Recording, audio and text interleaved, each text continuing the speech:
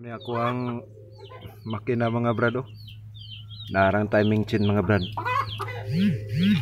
Paabutan ninyo mga brad ang akong pagtaod sa kumblak. Diri na ko siya taod mga brad. Kani siya okay pa man yang connecting rod. Oh. Dili pa man siya kago mga brad. Ang inyong batayan mga brad kung ang kago niya ana pataas.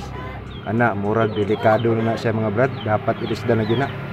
Kung ang kago lang niya mga brad, kung anak lang siya, may problema na mga brad. Pero ang kago gali anak, luag, anak siya, anaon mo siya pataas, kago siya, muna ibut pasabot nga less than na imong connecting rod. Pero ang kago nga anak lang, anak siya, anak, normal lang na siya mga brad.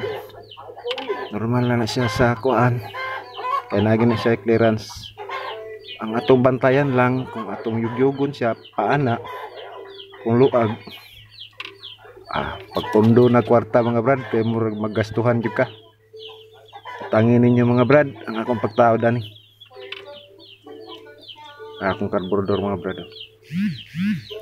Ambot ka mga brad ug kaya ka na ako na itaod testingan lang.